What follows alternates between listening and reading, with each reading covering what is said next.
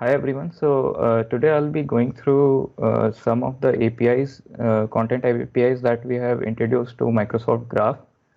So you can refer to this the content type resource page in the Graph beta documentation for the list of all the APIs that we have added recently.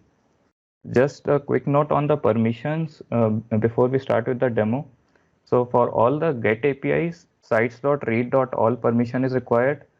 And for patch, post, and delete APIs, sites.manage.all permission is required. And for APIs that are specific to publishing content type, for that sites.full control permission is required. So I'll just start with the demo.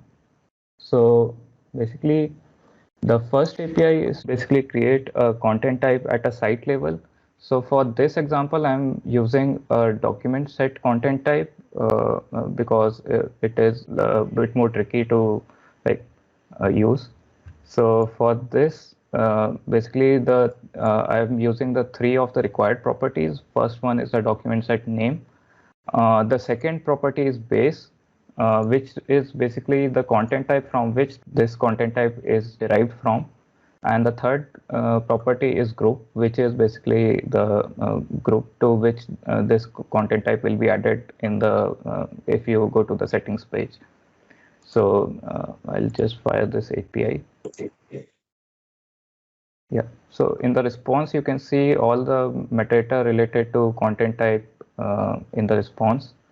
And it also has some of the document set specific metadata like the allowed content types, and if there are any shared columns or any default contents, that those will also show up in the response. So I'll then proceed to the next API. So basically the second API is to add the content type that we created to the documents library in this site. So this request takes in the content type URL, the graph URL to the content type in the request body, and in the response you will get the content type resource that has been added to the list. So if we quickly jump to the document library settings, you should be able to see, so you can see the contract doc set has been added to the list. And yeah, so in the next API, basically I'll be adding a column to the content type that we have created. In this API parameter, the request in the request body, you will need to provide the source column parameter, and its value will be the API URL to the column resource that you are trying to add to the content type. So in this case, it would be of something like site column. So in the response, you will get all the metadata related to the column that has been added to that content type. And coming to the next API is basically to this will copy the an existing file in any of the lists in that site to the content type resource folder. So that file then can be used to used as a template, or in case of document set, it can be used as a default content for that document set. So basically, I already have a item that is stored in one of the list.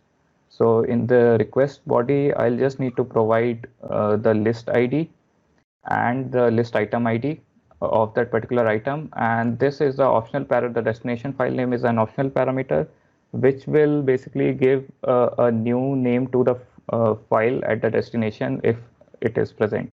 So if this request is successful, it will return a 204 no content response, and otherwise it will return any failure code. Then coming to the patch API, I'll be updating the document set content type that we have created. So basically, I'm adding some shared columns and allowed and content types that can be allowed to the content type.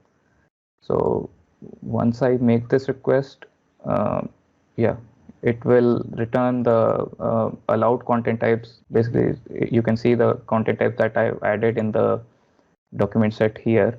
And if you go to the UI in the site content types page, you can see the in the document set settings, this yeah, in these two content types have been added as allowed content types in the document set, and this column has been added as a shared column in the document set. Yes. Then coming to the next API, this is a publish API which will require a full control permission, and when I make this request, it will basically just change the state of that content type to publish. We can go back to the content types page, and if you go to the manage publishing, you will see that it is now published. And once the sync job runs, it will be synced to all the sites which can use this content type. Then coming to the next API, so this API is specific to the tenants that have SharePoint syntax license. So this will enforce the content type to the sites that are associated with the hub site. So what we mean by enforcement is that it will basically add that content type to all the sites that are associated with this hub site that we are providing in the request body. And also, if by default, so the second parameter specifies if this is true, then it will also add the content type to the existing lists in those sites. And if this is false, then the content type will be added by default to only the new list that the user will create. So once I fire this request, it will return a 204 no content response if the request is successful. And the change will actually happen. There is a background job that will run and do the enforcement. So you may see some delay, like it runs at every 5 minutes. So you may see some delay to when this content type is getting enforced to those sites. So that's it from my demo side. Are there any questions on any of the APIs or any content type?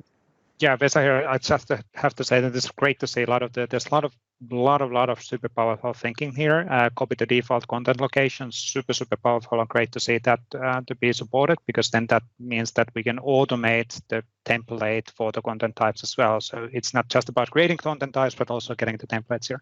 And I love to propagate to existing lists. So that has been taken into a consideration, because that's quite typical enterprise use case, that you need to modify existing sites, not just the new sites and new operations which are getting created. So really cool stuff.